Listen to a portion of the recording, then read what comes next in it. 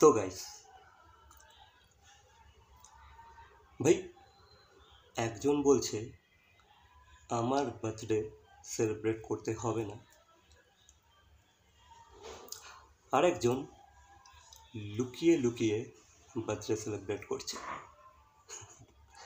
Yes guys, তো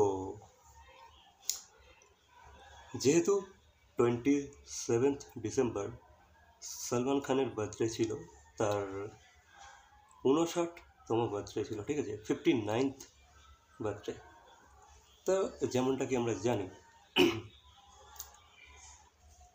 যে সলমান খানের প্রাণের হুমকি এসেছে, লাইফ থ্রেটনিং ব্যাপার স্যাপার চলছে তার লাইফে। তো সেই কারণে সে তার 59তম বার্থডেটা আর অতটা গ্র্যান্ডভাবে সেলিব্রেট করেনি। বাট এই যে আমাদের দেশেতে আম্বানির মতো এক রিচ ব্যক্তি আছে, সে কিন্তু সলমান খানের বার্থডেটাকে সিরিয়াসলি নিয়ে নিয়েছিল, ঠিক আছে। তো তার 59তম জন্মদিনটা সে অ্যারেঞ্জ করিয়েছিল তার ফার্ম হাউসে।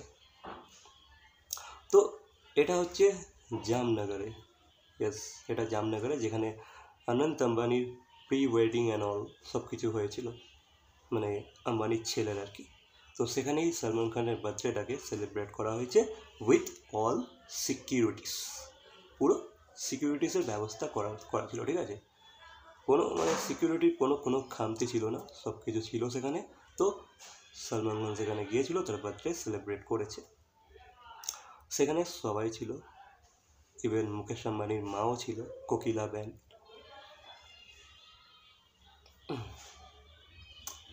তো বুঝতে পারছো, মানে এই যে আম্বানি ফ্যামিলি, এদের কিন্তু বলিউডের সাথে কানেকশানটা অন্য লেভেলের। আমরা জানি এরা কেন এদের সাথে বন্ধুত্ব করে রেখেছে এতটা, বা এই লাইনটার সাথে এদের এতটা কানেকশান কেন এরা বিল্ড করে রাখতে চায়, ভালো সম্পর্ক বানিয়ে রাখতে চায়, তার পিছনের লজিকটা আমরা জানি, ঠিক আছে, তার পিছনের সায়েন্সটা আমরা জানি। ঠিক আছে, তো সেখানে সলমান খান রীতিমতো কেক কেটেছে, বেশ ভালোভাবে সেলিব্রেট হয়েছে, ঠিক আছে। সে তার মুম্বাইয়ের বাড়িতে করে না তো কী আছে, মানে বাড়িতে করেছে, বাট মুম্বাইয়ে পার্টি দেয় না তো কী আছে। ভাই, আম্বানির মতো এক রিচ পার্সনের ফার্ম হাউসে গিয়ে করা হয়েছে এটা। তো এটা আরও বড় ব্যাপার হয়ে গেছে। হ্যাঁ, প্রথমে সবাই ভেবেছিল হয়তো এবারে সলমান খানের বার্থডেটা ওই লেভেলে সেলিব্রেট করা হবে না, বাট এখানে সলমানের আত্মীয় স্বজন সবাই গিয়েছিল, বন্ধুবান্ধব সবাই ছিল, এখানে ইনভাইটেড ছিল। তো এখানে সলমান খান কিন্তু ও ও জানে জানা এই গানটা পারফর্মও করেছে, এই গানটা গেয়েছে, ঠিক আছে। তো এটাই আর কি, মানে খুব বড় ব্যাপার ছিল আর কি। তো এটা নিয়ে অনেক আর্টিকেল লেখা হয়েছে যে এই এই অনুষ্ঠানেতে সলমান খান ও ও জানে জানা এই গানটা গেয়েছে। তো ঠিক আছে, তো সবাই খুব এনজয় করেছে সলমান খানের বার্থডে।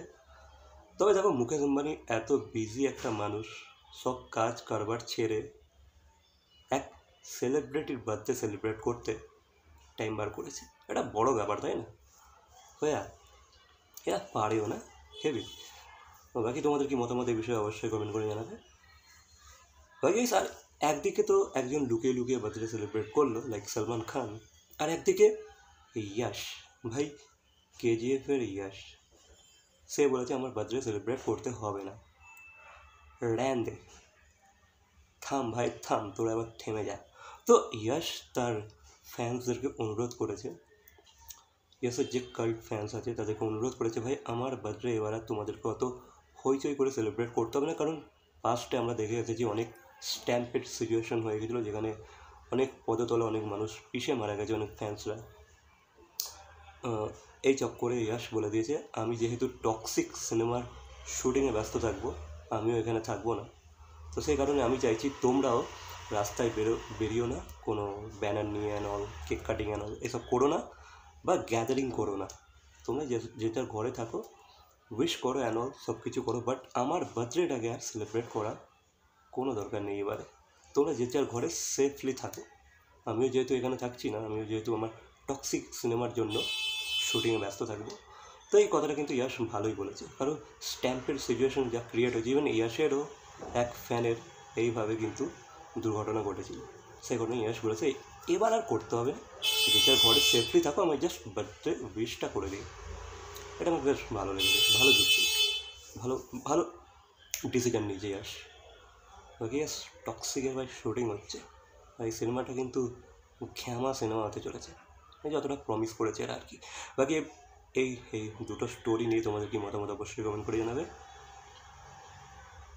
আম্বানির ফার্ম হাউসে বার্থডে সেলিব্রেশন, ব্যাপারটাই আলাদা ভাই। ভাইয়া ভিডিওটা ভালো লাগলে লাইক, কমেন্ট, শেয়ার, সাবস্ক্রাইব। তো দেখা হচ্ছে পরবর্তী কোনো ভিডিওর সাথে। Till then